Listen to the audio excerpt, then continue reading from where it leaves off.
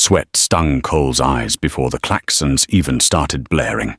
They were supposed to be safe on Outpost Delta, a backwater rock where the Galactic Council dumped its diplomatic refuse. Then the sky tore open. It didn't roar, it shattered, dropping a creature made of jagged obsidian and cosmic malice right into the courtyard. Ambassador Wallace froze, the planetary guards dropped their rifles, and Cole's 4-year-old son, Leo, just dropped his juice box and waddled forward. Grease, old coffee, and the metallic tang of recycled air. That was the smell of Cole's entire existence. He wiped a smear of hydrolubricant across his forehead with the back of a calloused hand, leaving a dark streak against his pale skin. He was kneeling on the Durasteel grating of the central plaza, elbow deep in the guts of a malfunctioning atmospheric scrubber. The machine hummed a jagged, uneven rhythm, rattling his molars. Cole hated that hum. He hated this outpost. Outpost Delta wasn't a place you were assigned if you were going places. It was a holding pen for the galaxy's bureaucratic deadweight. Across the courtyard, bathed in the harsh, artificial light of the environmental dome, stood the diplomats. Director Bishop, a towering, mantis-like alien who insisted on a human name to make negotiations palatable, was clicking his mandibles in agitation. Next to him was Ambassador Wallace, a squat, amphibian creature wrapped in expensive environmental silks, currently sweating a milky substance that smelled vaguely of sour milk. They were arguing over trade routes that hadn't mattered in a century. Cole didn't care about trade routes. He cared about the scrubber's primary filter, which was clogged with red silica dust, and he cared about the small boy sitting on a heavy cargo crate 10 feet away. Leo was swinging his legs. His light-up sneakers hit the metal crate with a dull thud, thud, thud. He was humming a disjointed tune from a cartoon about space explorers, completely oblivious to the tedious politics happening 30 yards away. A synthetic grape juice box was gripped tightly in his small, sticky hands. Cole watched him for a second, feeling a familiar, heavy knot in his chest. Raising a kid out here, breathing canned air, surrounded by indifferent alien species. It wasn't the life he had promised. But promises didn't pay for oxygen rations. The wrench slipped in Cole's hand, barking his knuckles against sharp metal. He hissed, sucking in a breath of stale air, tasting copper where he had bitten his cheek. Then, the air pressure dropped. It wasn't a slow leak. It was instantaneous. Cole's ears popped painfully, a sharp spike of pressure driving right into his eardrums. The rhythmic hum of the scrubber abruptly cut out, not powered down, but suffocated, as if the sound waves themselves had been strangled. The artificial sunlight flickering from the dome above shifted from a warm yellow to a bruised, sickly violet. Frost bloomed instantly across the metal grating beneath Cole's knees. He felt the cold bite through his heavy canvas work pants. He looked up. Bishop had stopped clicking. Wallace had stopped sweating. The entire courtyard, bustling with aides, guards, and maintenance drones, had plunged into a vacuum of dead silence. The sky, the holographic projection of a blue atmosphere masking the black void outside the dome, did not just open. It tore. It sounded like a wet, heavy canvas being ripped in half right next to Cole's ear. The noise vibrated in his chest cavity, making him nauseous. A jagged fissure of absolute, light-consuming blackness jagged across the dome. Something was coming through. Cole's brain, sluggish with shock, tried to process the geometry. It was too big. It shouldn't have fit through the tear, yet space seemed to warp and bleed around it, accommodating the mass. When it hit the courtyard, the impact threw Cole backward. He didn't fly. He skidded hard across the grated floor, tearing the skin off his elbows. The shockwave wasn't just physical. It carried a wave of static electricity that made every hair on Cole's body stand on end. Ozone, sharp and acrid, flooded his sinuses, entirely wiping away the smell of grease and coffee. Dust and shattered permaglass rained down. Cole coughed, spitting a thick glob of dust and saliva onto the deck. He scrambled onto his hands and knees, panic finally overriding the initial stun. His eyes darted frantically. "Leo!" he rasped, his throat tight. The boy was still on the crate. He hadn't been thrown. He was just sitting there, the juice box slightly crushed in his grip, staring at the center of the courtyard. The alarms finally woke up. Red strobe lights began to sweep across the plaza, painting the settling dust in jagged, bloody flashes. And in the center of the strobes, the creature stood. It was a nightmare ripped from the primal fears of 1,000 different species. It was massive, easily the size of a heavy freighter. Its body was covered in overlapping plates of scales that didn't reflect the red emergency lights, but seemed to swallow them whole. It had wings folded tightly against its back, leathery and thick, tipped with spurs that dug gouges into the durasteel floor just by resting there. It was a dragon. Not a myth from old Earth, but the cosmic reality that had likely seeded the myth across the universe. A void stalker, a star eater, the deadliest apex predator in the known universe. It exhaled. The sound was like grinding tectonic plates, a deep, resonant rumble that shook the dust off the ceiling. A plume of superheated ash shot from its nostrils. The heat hit Cole's face like an open oven door, singing his eyelashes. The smell was overpowering, burning copper, sulfur, and the cold, sterile scent of the deep void. Cole wanted to move. Every instinct, every shred of evolutionary programming in his DNA screamed at him to scramble to his feet, sprint the 10 feet to the cargo crate, snatch his son, and run until his lungs burst. He didn't move. He couldn't. His body had betrayed him. His legs felt like they were filled with wet cement. His hands, gripping the grating so hard his knuckles were bone white, refused to let go. He was shaking, a violent, uncontrollable tremor that rattled his teeth. He felt a hot, shameful wetness against his thigh and realized his bladder had let go. He didn't care. The terror was absolute. It wasn't just fear. It was a biological override. He looked at the diplomats. If Cole was paralyzed, the aliens were fundamentally broken. Director Bishop, the towering mantis, had collapsed into a tangled heap of limbs. His exoskeleton was rigid, locked in a catatonic state of pure prey response. Ambassador Wallace was flat on his stomach, producing a horrific, high-pitched, keening sound, his body expelling a thick, foul-smelling mucus that pooled around him. The planetary guards, heavily armed mercenaries who had seen combat on a dozen hell worlds, had dropped their plasma rifles. The weapons clattered uselessly onto the deck. Several of the guards were weeping silently, their eyes fixed on the beast. The creature radiated an aura of apex dominance. It wasn't magic. It was infrasound, low-frequency vibrations that bypassed the conscious brain and directly assaulted the amygdala. Screaming predator. Death. End. Cole's breath came in ragged, shallow gasps. His heart was hammering so fast it felt like a single, sustained flutter in his chest. "Move!" he screamed at himself in his mind. "Get up! Get Leo! Move, you coward!" But the muscles wouldn't fire. He was a spectator trapped in his own failing body. The dragon shifted. The sound of its scales grinding against each other was like metal shearing. It dragged a massive clawed foot forward. The durasteel deck, designed to hold the weight of cargo shuttles, crumpled like tin foil under the talon. It turned its massive head. The skull was elongated, angular, crowned with twisted obsidian horns. But it was the eyes that broke Cole's mind.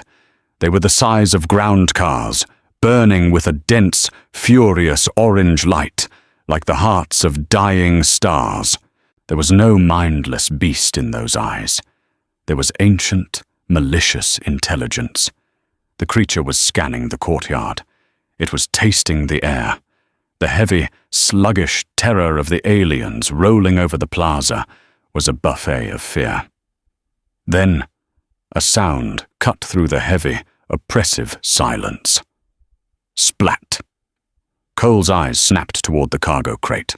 Leo had dropped his synthetic grape juice. The purple liquid pooled on the metal, stark against the frost. Leo slid off the crate. His little light-up shoes hit the deck. Squeak! Flash! No! Cole tried to shout, but it came out as a pathetic, breathless wheeze. His throat was completely dry. He tasted blood where he had bitten through his lip. Leo wasn't paralyzed. The infrasound, the primal terror, it didn't seem to register. Maybe his brain was too young, too undeveloped to understand the existential threat.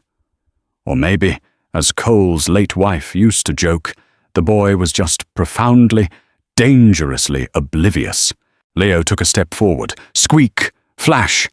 The dragon froze. Its massive head snapped toward the sound. The burning orange eyes locked onto the tiny 4-year-old human in denim overalls. The silence in the courtyard became absolute. Even Wallace stopped his high-pitched keening. It was the silence of a held breath, the silence before an execution. Cole watched, his vision blurring with tears of utter helplessness as his son took another step. Then another. Leo was walking directly toward the jaws of the apocalypse. Cole's internal monologue fractured. He was bargaining with gods he didn't believe in. He was cursing his own weakness. He felt the cold metal grating biting into his knees, smelled the urine and ozone and fear, felt the heat radiating from the beast. It was all too real, too sharp, too slow. Time had dilated, stretching every microsecond into an eternity of torment. Leo walked with the unsteady, bouncing gait of a toddler. He didn't look afraid. He looked curious. His head was tilted back, staring up at the monolithic nightmare towering over him. The dragon lowered its head. It didn't drop. It descended with the terrifying grace of a guillotine blade in slow motion. The massive neck muscles rippled beneath the armored scales. Down, down, down, until the snout of the creature, a jagged landscape of scarred obsidian and razor-sharp exhaust vents, was mere feet from Leo. The heat rolling off the beast's face made Leo's messy brown hair blow backward. The smell of dead stars and burning sulfur must have been suffocating, but the boy didn't choke. Cole closed his eyes. He couldn't watch. He couldn't watch his son be incinerated, bitten in half, erased from existence. But a cruel, masochistic urge forced his eyelids open again. He had to see. He owed Leo that much, to not look away. The creature's nostrils flared. Each one was large enough for a grown man to crawl inside. It inhaled, drawing in the scent of the tiny creature before it. The suction was strong enough to pull the fabric of Leo's overalls forward. Cole stopped breathing entirely. His lungs burned. He waited for the snap of the jaws, the burst of plasma flame. He waited for the end of his world. Leo stopped walking. He was standing dead center in front of the beast's snout. The creature's breathing was a localized hurricane, blowing Leo's hair wildly. The boy reached up. His hands were still sticky from the spilled synthetic grape juice. "Doggy," Leo said. His voice was small, piping, and completely swallowed by the vastness of the courtyard. But in the absolute silence, it struck Cole like a physical blow. Leo placed his small, sticky palms flat against the rough, jagged scales of the dragon's nose. Cole saw the creature's eyes narrow. The burning orange coals contracted into vertical slits of concentrated fury. A deep, seismic rumble began to build in the creature's chest. It vibrated through the floor, traveling up Cole's knees, shaking his internal organs. It was the precursor to destruction. The beast was powering up its internal furnace, but Leo didn't back away. Instead, he gripped a protruding ridge of scale, pulled himself up slightly onto his tiptoes, and leaned forward. He planted his face against the creature's snout. He gave the deadliest predator in the known universe a wet, sloppy, open-mouthed kiss on the nose. The sound of the kiss, a distinct, wet smack, seemed to echo off the shattered permaglass of the dome. The seismic rumble in the creature's chest hitched. It caught, stuttered, and choked out. The immense heat radiating from its body suddenly dropped, the ambient air temperature plunging back to the chill of the frost-covered floor. The creature blinked. Its eyes, those massive, hateful spheres of dying light, went wide. The vertical slits dilated, softening the harsh orange glare. For 3 agonizing seconds, nothing happened. The universe simply hung in suspension. The boy with his sticky hands on the monster frozen in absolute bewilderment. Then, the beast exhaled. It wasn't a blast of superheated ash. It was a long, slow venting of warm, humid air that smelled strangely of ozone and something sweet, like burnt sugar. The creature leaned its massive weight forward, ever so slightly, pressing its snout gently into Leo's tiny hands. And then, the sound began. It wasn't a roar. It wasn't the grinding of tectonic plates. It was a vibration that started low, deep within the colossal chest cavity, and rose in pitch. It was a rhythmic, oscillating thrum. Thrum, rum, rum, rum. The floor vibrated, but it wasn't the violent shaking of an earthquake. It was a soothing, rhythmic massage. Cole felt the tension in his locked muscles begin to melt, practically forced out of him by the frequency of the sound. The dragon was purring. The realization hit Cole so hard he actually laughed. A dry, hysterical, broken sound that scraped his raw throat. Across the courtyard, the psychological hold broke.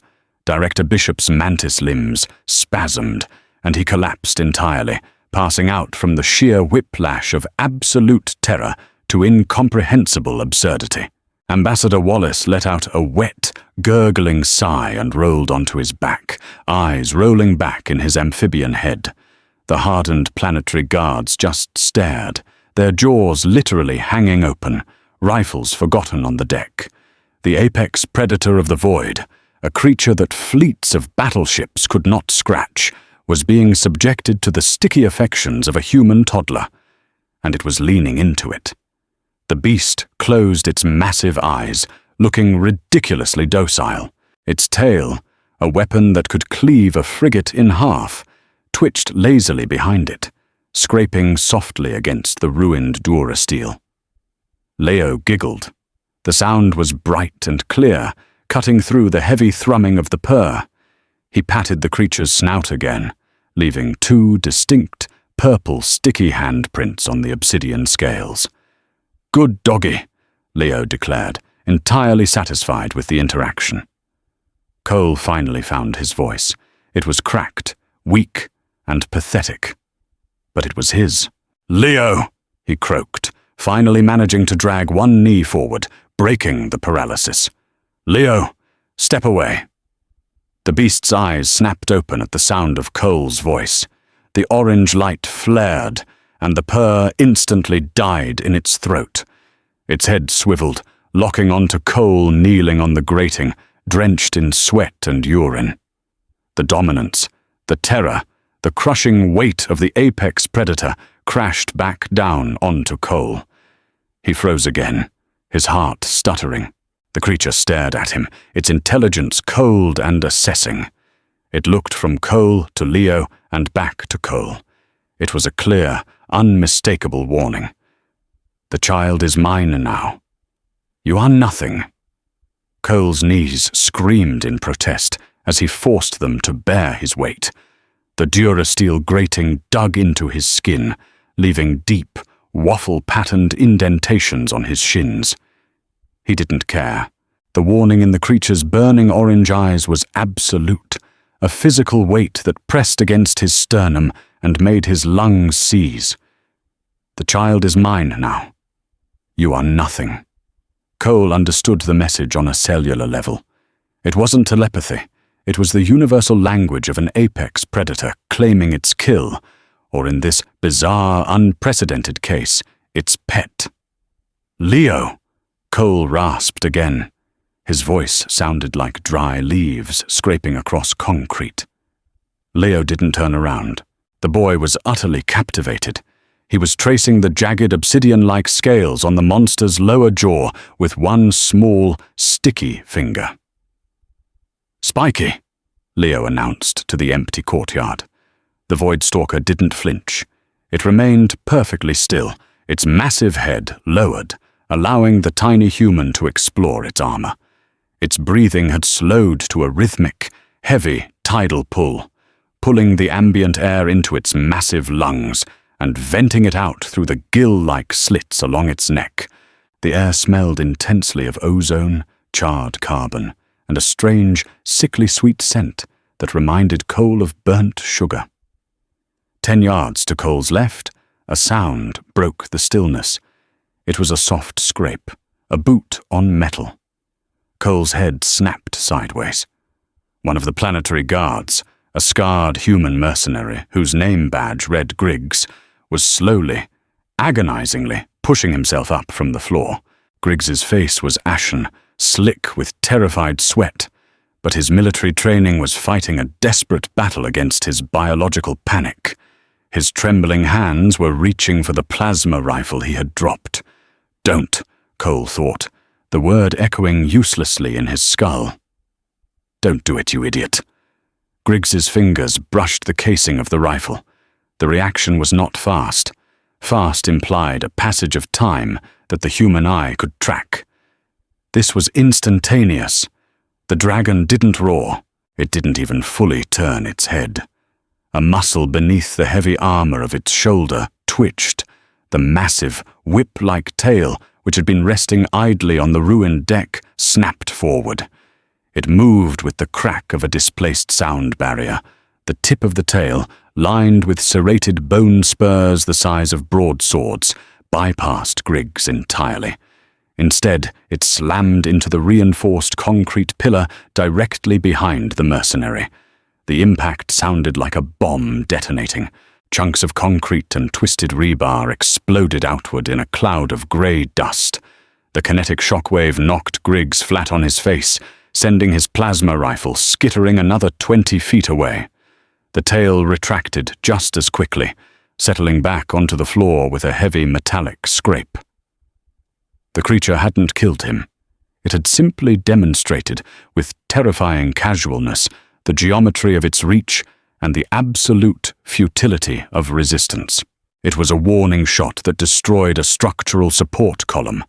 The courtyard fell back into a suffocating silence, save for the patter of concrete debris raining down on the metal grating. Leo jumped slightly at the noise, finally turning his head. He looked at the dust cloud, then down at Griggs, who was curled into a fetal position, sobbing dryly. "Loud," Leo observed, frowning. He patted the dragon's snout again, firmly this time. "Shh, too loud." The beast let out a low, vibrating huff. It sounded uncannily like an apology. It closed its eyes and lowered its head even further, resting its massive lower jaw flat against the durasteel deck, right at Leo's feet. Cole forced himself to take a step. His legs felt hollow, like empty scaffolding. His boots squeaked loudly against the frost-covered metal. The beast's eyes snapped open again. The orange fire within them flared, locking onto Cole. The low seismic rumble started up in its chest cavity again. The ambient temperature in the courtyard immediately spiked by 10 degrees. Cole stopped. He raised his hands, palms outward, trembling violently. "Okay," Cole whispered. He wasn't talking to his son. He was talking to the nightmare, Okay. I'm stopping. I'm stopping. The rumble faded. The temperature dropped. Cole realized he was trapped in a hyper-lethal game of red light, green light. The creature was establishing a perimeter. Leo was the center. Everyone else was a threat. And Cole, by virtue of his genetic connection and obvious focus on the boy, was the primary threat. He was a father standing 10 feet away from his child, separated by an invisible wall of imminent, fiery death. And the only thing keeping the boy alive was the creature's inexplicable fascination with sticky, synthetic grape juice. The shock was wearing off, leaving behind a cold, sharp-edged reality. The klaxons, which had been silenced by the sheer atmospheric pressure of the creature's arrival, suddenly stuttered back to life. The red strobe lights resumed their frantic sweeping across the plaza. The Outpost Delta automated defense systems had finally rebooted. A synthetic, painfully calm female voice echoed from the overhead speakers. Warning. Hull breach detected in Sector 4. Unregistered biological mass present. Commencing atmospheric containment. Deploying pacification drones. Cole's blood ran cold. Pacification drones. They were automated, heavily armored spheres armed with non-lethal shock darts and foam suppressants, designed to break up riotous dock workers or subdue drunken alien sailors. Against a void stalker, they were less than gnats. They were an insult. No! Cole screamed, finding his voice in the face of bureaucratic stupidity. Shut them down! Abort protocol! His voice was lost in the whine of servo motors. From access hatches in the ceiling, 6 spherical drones dropped into the courtyard, hovering on anti-grav repulsors. Their optical sensors glowed a sterile, icy blue. They immediately locked onto the largest biological mass in the room. The dragon lifted its head. It didn't look threatened, it looked annoyed. Target acquired! Commencing pacification! The automated voice droned. 6 high-velocity shock darts fired simultaneously.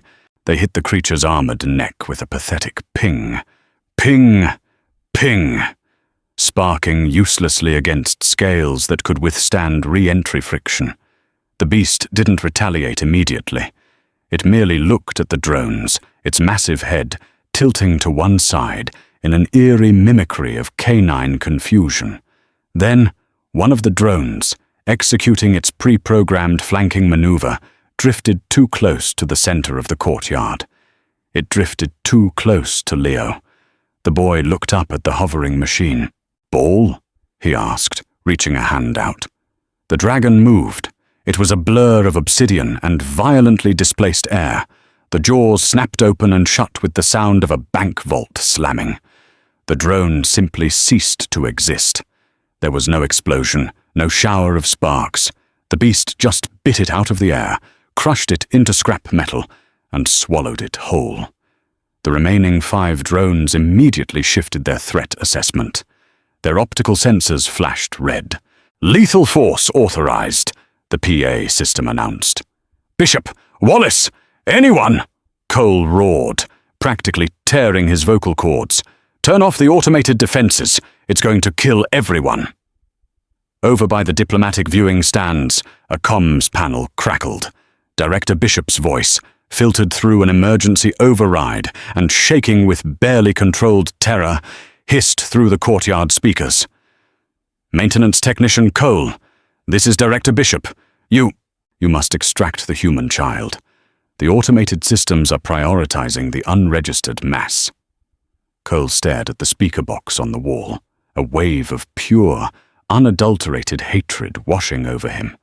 The sheer, breathtaking incompetence of the order almost made him forget the monster in the room.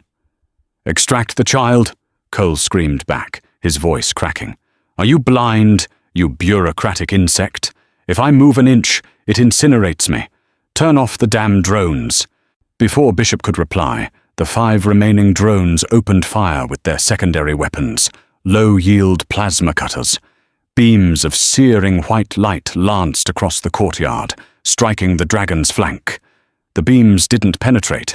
They didn't even singe the scales. They simply washed over the armor, dispersing into harmless heat. The creature had had enough. It didn't roar, it simply inhaled. The air pressure in the courtyard plummeted again. Cole fell to his knees, clapping his hands over his ears as the localized vacuum popped his eardrums. The beast reared back, exposing its massive, heavily armored chest. A wave of visible, distorting heat rippled up its throat. "Leo, get down!"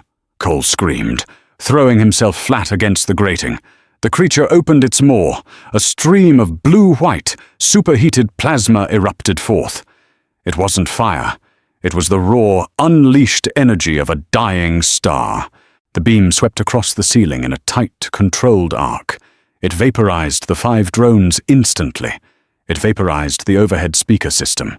It melted 30 yards of reinforced Durasteel catwalk and incinerated the primary atmospheric scrubbers Cole had been working on. The heat was so intense that the frost on the floor flashed directly into steam, filling the courtyard with a thick, blinding fog. The entire barrage lasted less than 2 seconds. The beast clamped its jaws shut, cutting off the plasma stream. It exhaled a heavy cloud of black smoke through its nostrils and settled back down onto the floor, curling its massive body into a tight, protective semicircle around the boy. The silence that followed was absolute, broken only by the sharp, crack hiss of molten metal dripping from the ceiling onto the floor. Through the dissipating steam, Cole slowly lifted his head. His skin felt tight, sunburned by the ambient heat of the blast. The dragon was staring directly at the security camera mounted above the diplomatic box. The message was clear. "Send more, and I burn the station." Cole looked at the center of the beast's coiled mass. Leo was sitting on the floor, perfectly unharmed, insulated by the creature's immense body from the worst of the heat. He was looking at the melted slag dripping from the ceiling with wide eyes. "Pretty lights," Leo whispered. Cole rested his forehead against the cold metal grating. The metallic tang of blood filled his mouth. He was a low-level maintenance worker, a widower, a terrible father who couldn't even afford real fruit juice for his son. And now, he was the only thing standing between the deadliest creature in the universe and the complete annihilation of Outpost Delta. The comms panel crackled again. This time, it wasn't the PA system. It was the emergency radio on the belt of the unconscious mercenary, Griggs, lying 20 feet away. "Outpost Delta, this is Sector Command." A crisp, highly synthesized military voice barked from the tiny speaker. "We are tracking a Class Omega spatial rupture and an unregistered mass at your coordinates. Respond immediately." "Delta, respond." Cole squeezed his eyes shut. A Class Omega rupture. The highest threat level in the Galactic Council's registry. That meant Sector Command wasn't sending negotiators. They weren't sending pacification drones. They were sending the fleet. The adrenaline crash hit Cole like a physical blow.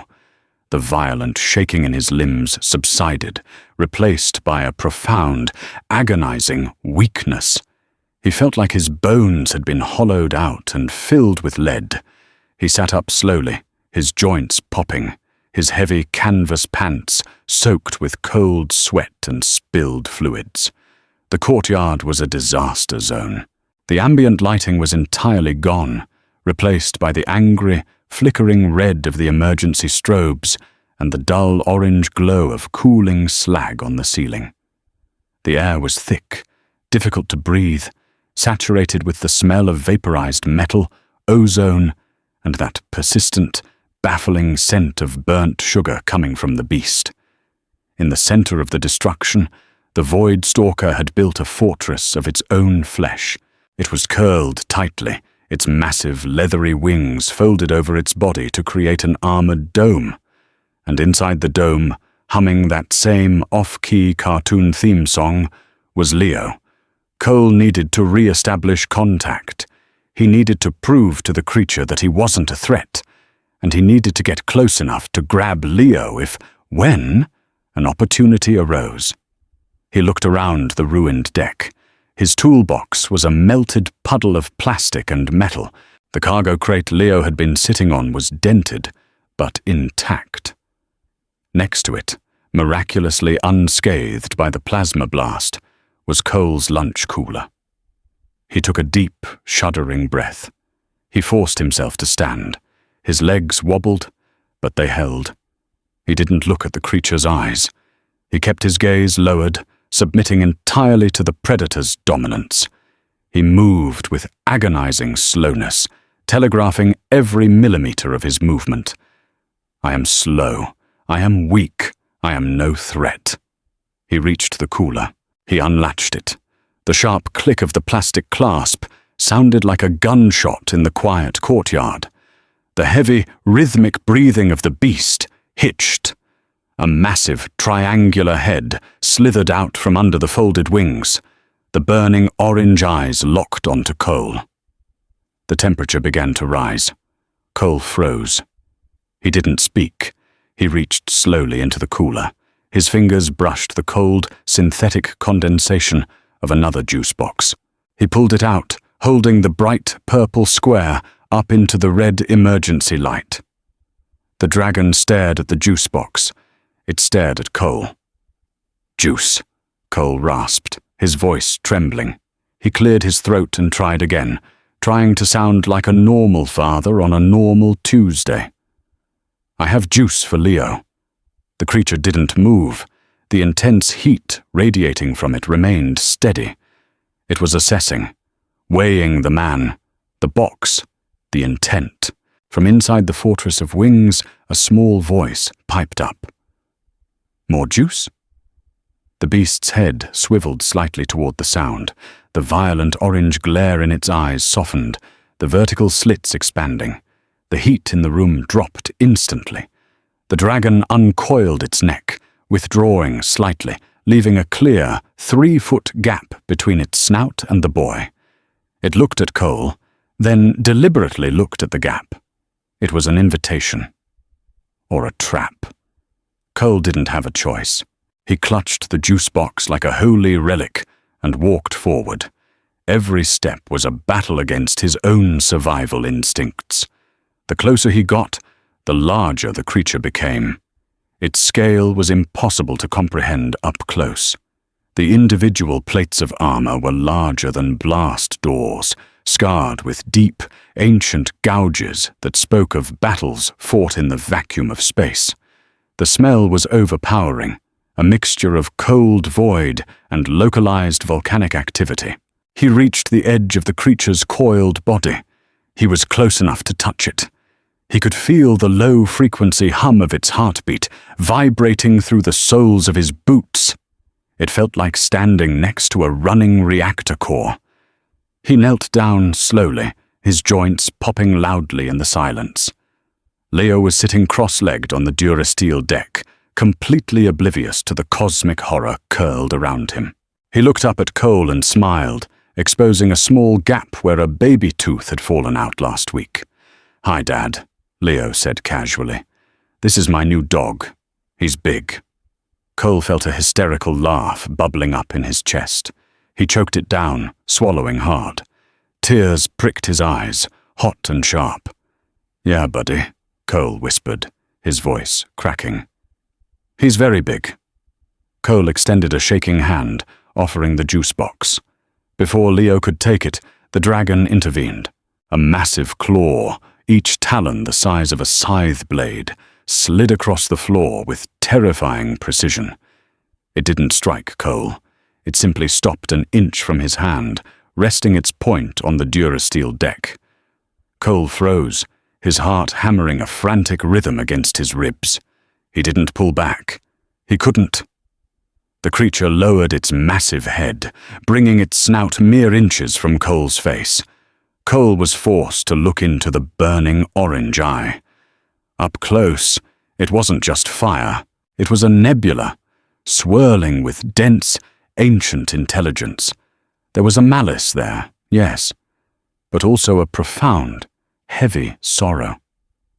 It was the look of a creature that had existed for eons, alone in the dark, feared by everything it encountered. The beast sniffed the juice box in Cole's hand. It inhaled the scent of synthetic grape, cheap plastic, and the raw, unadulterated terror sweating out of Cole's pores. Then it huffed, a gentle puff of warm air that ruffled Cole's messy hair. The massive claw retracted. Cole exhaled a breath he felt like he'd been holding for an hour. He pushed the straw into the juice box and handed it to his son. Leo took it, immediately sucking loudly on the straw. He leaned back against the warm, heavily armored flank of the deadliest predator in the universe, utterly content. Cole sat back on his heels, trapped within the perimeter. He looked around the devastated courtyard. Bishop and Wallace were nowhere to be seen, likely cowering in a reinforced bunker beneath the diplomatic wing. The planetary guards were either unconscious or paralyzed with fear. And from the radio on Griggs's belt, the synthesized voice of Sector Command continued to bark demands, promising a military response that would undoubtedly end in a bloodbath. Cole looked at his son, happily drinking cheap juice in the shadow of a cosmic nightmare.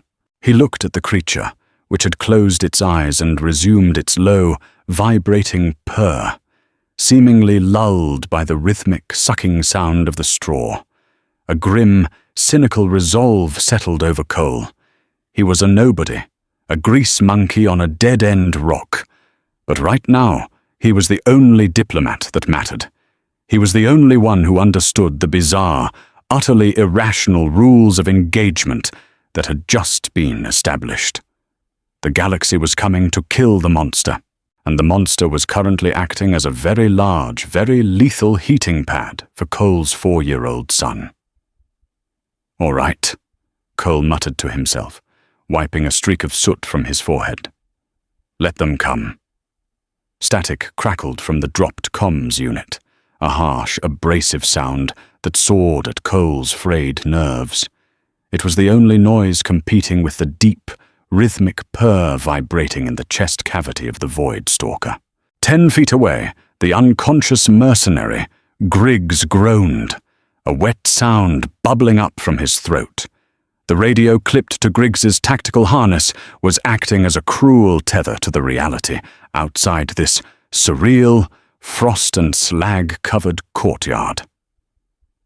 "Outpost Delta, this is Sector Command," the synthesized voice repeated, perfectly devoid of inflection or empathy. "Task Force Vanguard is dropping from orbit. ETA to breach is 4 minutes. Clear all Allied personnel from the primary concourse. Lethal pacification protocols are engaged." Cole stared at the radio. 4 minutes. 240 seconds until a heavily armed insertion team blew the reinforced doors off their hinges and tried to murder a creature that ate plasma fire for breakfast. It wouldn't be a battle, it would be a slaughter. And Cole, sitting in the epicenter of the blast zone with his 4-year-old son, was going to be the collateral damage. He looked down. Leo had finished the synthetic grape juice. The boy was happily sucking air through the plastic straw, producing a loud, obnoxious, squeaking sound. "Squeak! Sloop! Squeak!" Cole tensed, his shoulder muscles cramping so hard they burned. He watched the dragon. The beast's massive eyes were closed, the glowing orange nebulas hidden behind thick, leathery eyelids. But at the sound of the squeaking straw, the crest of jagged horns atop its skull twitched. The tectonic purr, rumbling through the floor, hitched, changing pitch. It wasn't an angry sound, but a curious, vibrating hum that made the fillings in Cole's teeth ache. The creature shifted. The sound of its armored scales grinding against the durasteel deck was like a heavy plow scraping across concrete. It slowly, deliberately lowered its snout closer to Leo, exhaling a soft puff of warm air that smelled intensely of ozone and burnt sugar. The heat radiating off the beast was profound, a heavy, oppressive blanket that was rapidly drying the cold sweat soaked into Cole's canvas uniform. Leo dropped the empty juice box. It clattered against the metal grate. The boy rubbed his eyes with small, sticky fists, leaving a faint purple smear of juice across his left eyebrow. "Tired, Dad," Leo mumbled. He didn't look at Cole. He looked at the mountain of obsidian scales beside him. Without hesitation, the 4-year-old boy turned around, grabbed a protruding ridge of armor on the dragon's lower jaw, and hauled himself backward. He wedged his small body into the juncture where the beast's massive neck met its heavily armored shoulder. Cole's breath caught in his throat. He reached a hand out instinctively, a silent plea dying on his lips. The Voidstalker didn't snap. It didn't incinerate the boy. Instead, it performed a movement of terrifying, impossible gentleness. It curled its massive neck inward, adjusting its posture until its head was resting on the floor, effectively creating a heated, armored basin for the child. It tucked one leathery wing over its snout, casting a deep shadow over Leo, shielding him from the harsh, flickering red strobe lights of the emergency alarms. Within 30 seconds, Leo was asleep, his chest rising and falling in time with the cataclysmic, vibrating purr of the apex predator. Cole felt a wet tear carve a hot path down his soot-stained cheek. It was a bizarre, fractured emotion, a terrifying cocktail of profound relief, maternal jealousy, and absolute, paralyzing fear. His son was using the deadliest creature in the known universe as a heated mattress, and the creature was allowing it. "Okay," Cole whispered to himself, his voice sounding thin and broken in the cavernous, ruined space. "Okay, keep him asleep. Don't wake the baby. Don't wake the bomb." He had to stop the breach. He couldn't let Task Force Vanguard walk blindly into this. Moving with agonizing slowness, Cole shifted his weight off his numb knees. His joints popped, the sound echoing like firecrackers.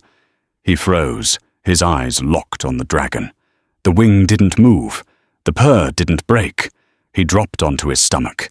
The durasteel grating was freezing against his forearms, a stark contrast to the oven-like heat radiating from the beast.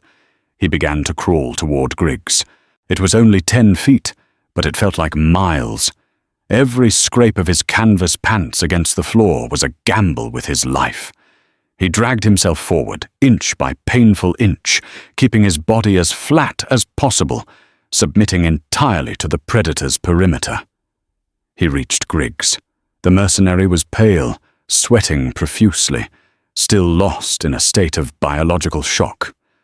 Cole reached out with a trembling hand and unclipped the heavy military radio from Griggs's webbing. He pulled it to his chest, fumbling with the transmission button. His thumbs were slick with sweat and hydraulic grease. He pressed the button. "Sector Command," he rasped into the receiver. His throat was so dry he started coughing, a harsh, racking sound that made him clap a hand over his own mouth in terror. He looked back. The dragon hadn't moved. He tried again, forcing the words out in a ragged whisper. "Sector Command, this is Maintenance Technician Cole, ID 447. Abort the breach. I repeat, abort the breach. Do not enter the central courtyard." Static hissed back at him. Then a new voice broke through. Not the synthesized AI, but a human, cold, clipped, and heavy with authority. "Technician Cole, this is Commander Miller of Task Force Vanguard. We are boots on the ground in Sector 2. Be advised, you are in the primary kill zone. If you are mobile, extract yourself immediately. We are breaching the central doors in 90 seconds. Listen to me, Miller," Cole hissed, pressing his lips practically against the speaker grill. "You can't come in here. The automated defenses engaged it with plasma fire. It didn't even scratch the paint. It vaporized the drones in 2 seconds. If you come in here shooting, it will burn this entire station out of the sky." "We are tracking the energy signature, technician. We are equipped with heavy ordnance. We will neutralize the hostiles. Extract yourself." "I can't." Cole's voice cracked, bordering on a sob. "My son is in here. My 4-year-old son. And he's asleep on it. If you start shooting, you'll kill my boy." There was a pause on the line. Just the hum of static and the distant, rhythmic thud of heavy military boots vibrating through the station's superstructure. "Technician Cole," Miller's voice returned, entirely devoid of sympathy. "We are dealing with a Class Omega entity. Acceptable casualties are factored into the operational doctrine. I am sorry about your son. Brace for breach." "Miller, you bastard! Don't—" The radio went dead. The frequency was locked out. Cole stared at the black, plastic brick in his hands.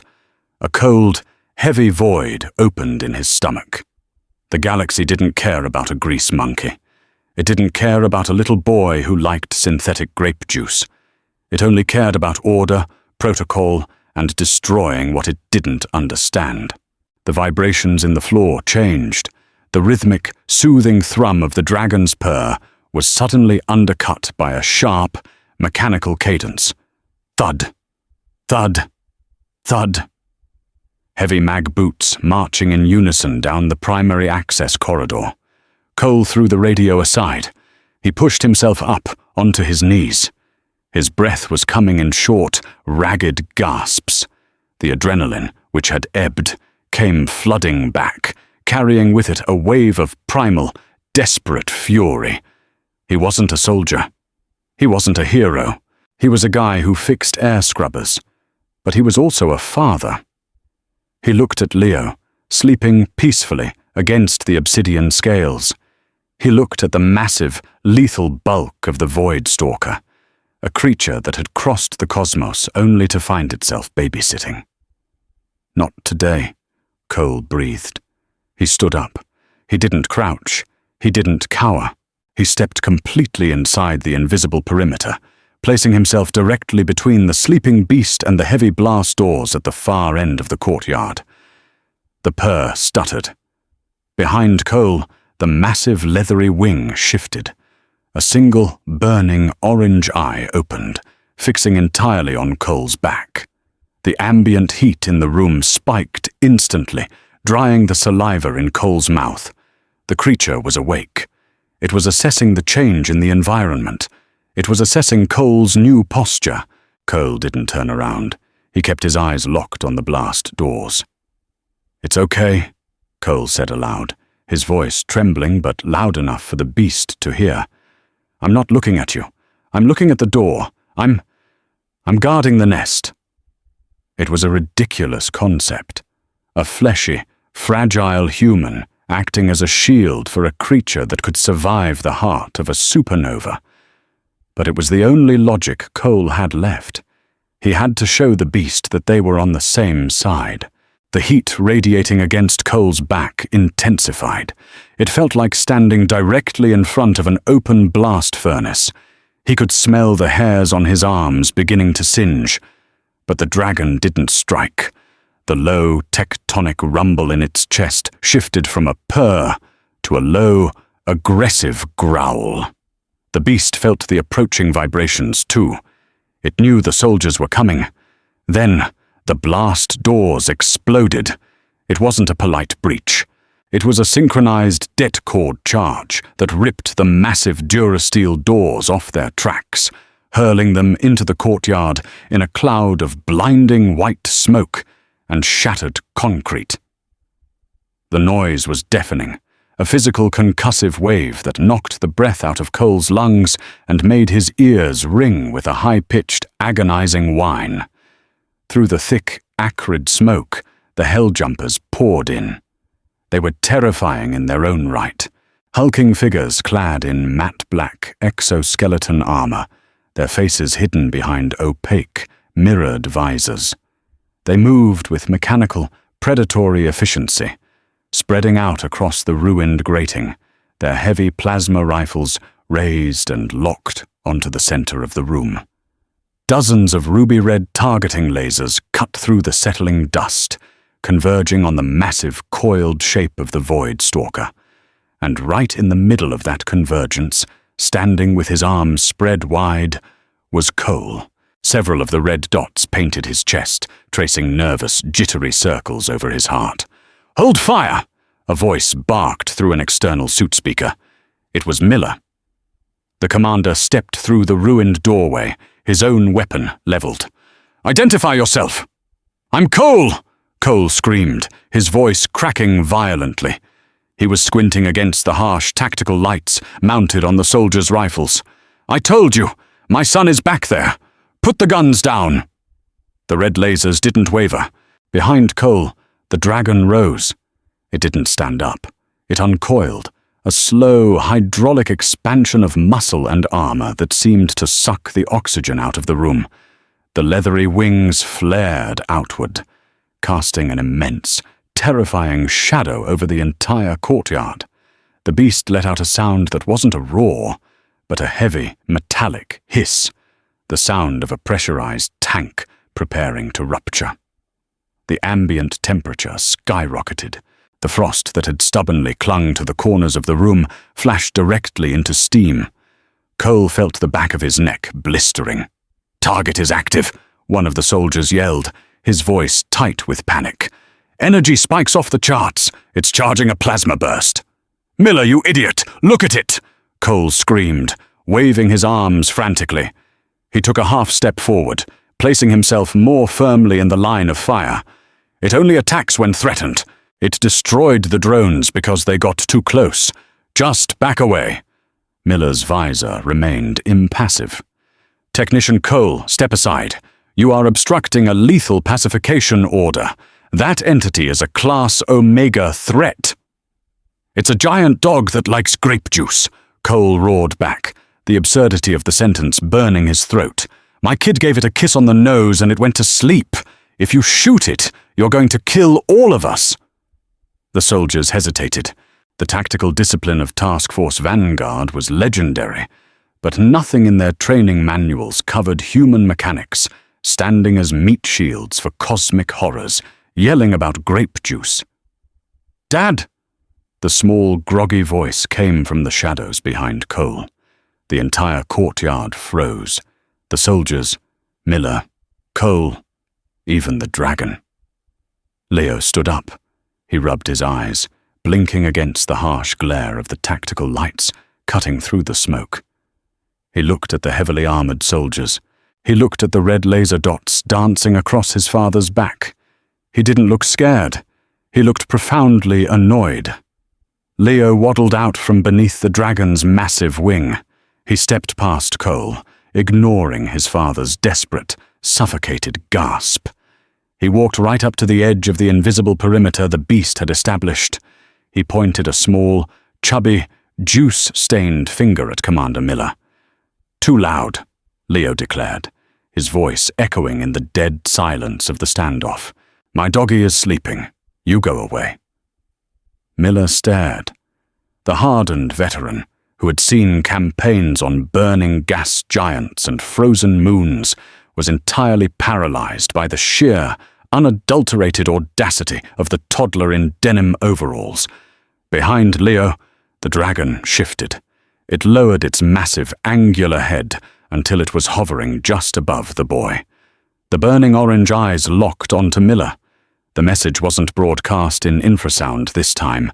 It was painfully, abundantly clear in the creature's posture.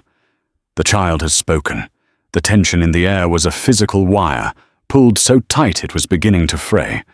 The hum of the charged plasma rifles was deafening. One twitch, one nervous reflex from a highly caffeinated helljumper, and the courtyard would be reduced to a crater of molten slag. Cole didn't breathe. He couldn't. He just watched the red dots trembling on his chest and watched his son standing toe-to-toe with the galactic military.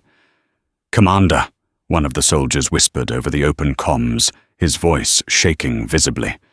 "Sir, the entity's thermal signature, it's wrapping around the boy. It's shielding him."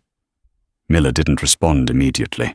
He was locked in a staring contest with a creature that had been killing stars before humanity figured out bronze, and the creature was looking right past him, focused entirely on the small boy telling the soldiers to be quiet. Slowly, agonizingly, Miller lowered his rifle. "Stand down," Miller ordered, his voice thick with a mixture of awe and disgust. "Power down weapons. Break target locks." The red lasers vanished from Cole's chest. The high-pitched whine of the plasma coils spooled down into a dull, defeated hum. Cole collapsed. His knees simply gave out, and he hit the Durasteel grating hard. He buried his face in his hands, his shoulders heaving as the adrenaline finally snapped, leaving behind nothing but raw, shuddering exhaustion. The dragon watched the soldiers lower their weapons. The furious orange fire in its eyes dimmed slightly, retreating back into a smoldering, guarded glow. It huffed a massive breath of hot air, blowing the lingering white smoke away from the blast doors. It wasn't a victory. It was an armistice, dictated entirely by the whims of a 4-year-old. The beast looked down at Leo. It nudged the boy gently with its snout, nearly knocking him over. Leo giggled, patting the rough scales. Then the creature looked at Cole. Cole looked up through his fingers. He met the gaze of the Void Stalker. There was no telepathy, no profound meeting of minds. But there was an understanding, a terrifying, alien acknowledgement of the bizarre boundary that had just been drawn. The dragon raised its head toward the shattered ceiling of the environmental dome. The holographic blue sky was still fractured, revealing the cold, dead blackness of space beyond. The air pressure in the courtyard began to drop again. "Fall back," Miller barked, waving his men toward the ruined doorway. "It's preparing to jump. Get out of the blast radius." The Helljumpers didn't hesitate. They scrambled backward, their heavy boots clanking against the grating, tripping over debris in their desperation to escape the localized vacuum. Cole didn't move. He grabbed Leo by the straps of his overalls and pulled the boy firmly into his lap, wrapping his arms tightly around him. He buried his face against his son's neck, breathing in the smell of sweat, synthetic grape, and toddler shampoo. The artificial gravity in the courtyard began to fail. Debris, shards of permaglass, spent shock darts, twisted metal, began to float upward, swirling in a slow, lazy vortex around the massive beast. The dragon spread its wings to their full, terrifying wingspan. The edges of the leathery membranes seemed to blur, vibrating at a frequency that made the air itself tear. The space above the creature didn't just open. It folded inward, collapsing into a singularity of absolute, light-devouring blackness. The sound was impossible to describe. It was the noise of reality being unzipped. It vibrated in Cole's teeth, in his bones, in the water of his cells. The beast looked down one last time. It extended a massive claw, the tip of a single talon gently, almost imperceptibly, tapping the Durasteel deck right next to Cole's boot. A spark of deep purple energy transferred from the talon to the metal, leaving a small, glowing brand seared into the floor. Then, with a concussive shockwave that shattered every remaining pane of glass in the diplomatic wing, the dragon thrust itself upward. It shot into the spatial tear, a blur of obsidian and violently displaced gravity. The tear snapped shut behind it with a thunderous crack, leaving behind nothing but the bruised, flickering holographic sky of the environmental dome. The vacuum broke. Air rushed back into the courtyard, hitting Cole like a physical blow. The suspended debris crashed back down onto the grating with a deafening clatter. Silence rushed in to fill the void. Not the paralyzed silence of fear, but the heavy, ringing silence of the aftermath. Cole kept his eyes tightly shut, his arms locked around Leo. He waited for the burning heat. He waited for the end. Nothing happened. "Dad," Leo whispered, squirming in Cole's iron grip. too tight. Cole slowly opened his eyes. He loosened his grip, his hands shaking violently. The courtyard was empty, save for the smoking rubble, the melted drones, and the thoroughly traumatized hell-jumpers staring through the doorway. The immense, crushing weight of the apex predator was gone. The air felt cold, sterile, and beautifully, wonderfully normal. Leo pointed a finger at the floor next to Cole's boot. "Pretty," he said. Cole looked down.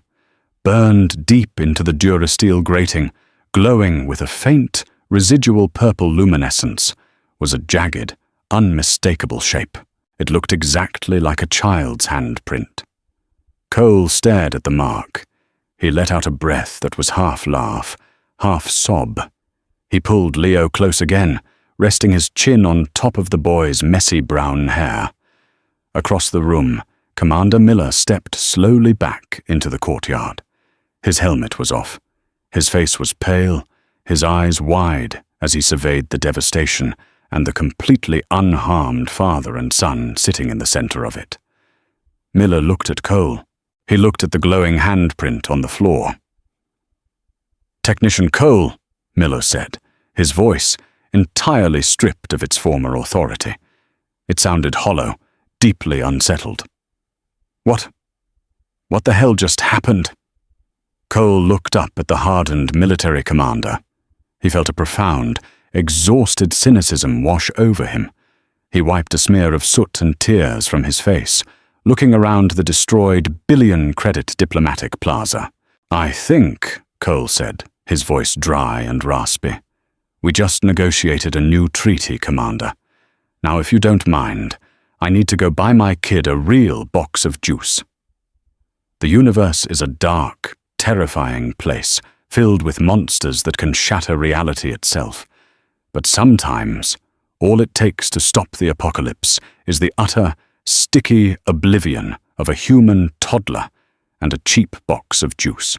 Did this bizarre standoff leave your heart pounding? If you loved seeing military might get utterly humiliated by a 4-year-old's playdate, smash that like button right now. Share this raw, unforgettable sci-fi moment with your friends, and make sure to subscribe to the channel for more wild, human-focused stories from the deep void. Your support keeps these stories alive.